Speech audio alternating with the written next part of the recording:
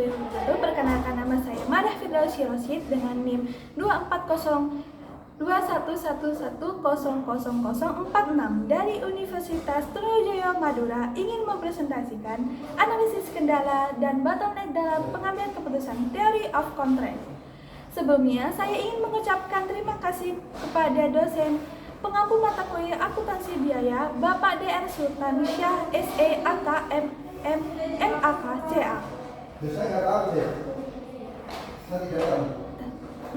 Dalam dunia bisnis yang semakin kompetitif, perusahaan dituntut untuk terus meningkatkan kinerja dan profitabilitas. Berbagai upaya efisiensi sering dilakukan seperti peningkatan teknologi, pelatihan karyawan, hingga optimalisasi proses produksi. Namun, pada praktiknya banyak perusahaan yang tidak memperoleh hasil yang maksimal karena perbaikan dilakukan secara parsial dan tidak menyentuh akar permasalahan utama.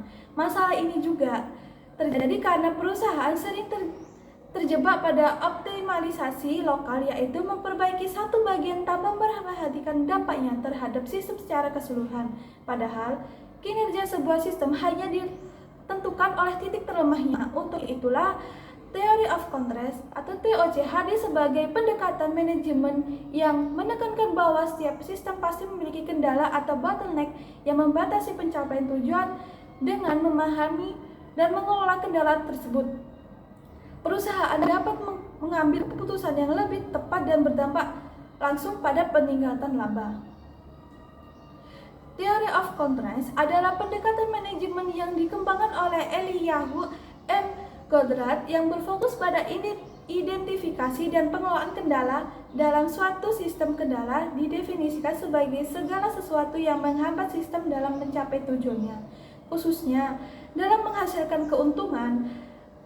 Dalam TOC terdapat dua jenis kendala, yaitu kendala fisik dan kendala kebijakan. Kendala fisik berkaitan dengan keterbatasan sumber daya yang berwujud seperti kapasitas mesin, bahan baku, dan tenaga kerja. Sementara itu, kendala kebijakan berkaitan dengan aturan, prosedur, sistem insentif, atau pola pikir manajerial yang justru menghambat aliran proses kerja.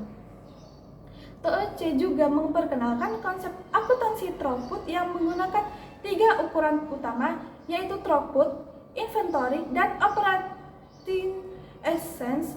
Throughput merupakan uang yang dihasilkan dari penjualan dikurangi biaya bahan baku langsung. Inventory adalah seluruh dana yang tertanam dalam barang yang akan dijual, sedangkan operating expense adalah biaya yang dikeluarkan atau mengubah inventory menjadi produk. Jadi, fokus utama pengambilan keputusan adalah meningkatkan throughput dengan memanfaatkan kendala secara optimal.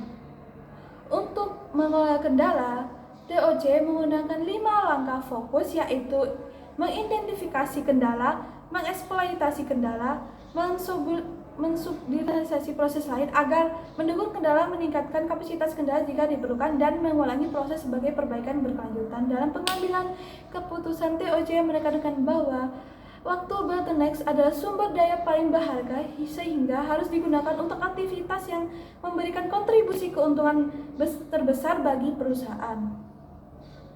Sebagai kesimpulan, Theory of Contrast memberikan sudut pandang baru dalam pengambilan keputusan manajerial dengan menekankan pentingnya fokus pada kendala sistem.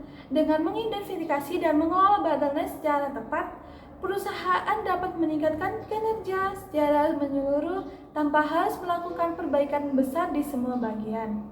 Pendekatan TOC membantu organisasi untuk berpikir secara sistematis, menghindari optimalisasi lokal, seperti mendorong peningkatan kinerja profitabilitas secara berkelanjutan. Oleh karena itu, penerapan Theory of Contrast secara relevan bagi perusahaan yang ingin mencapai maksimal melalui keputusan yang lebih terarah dan strategis. Sekian dari saya atas presentasinya. Wassalamualaikum warahmatullahi wabarakatuh.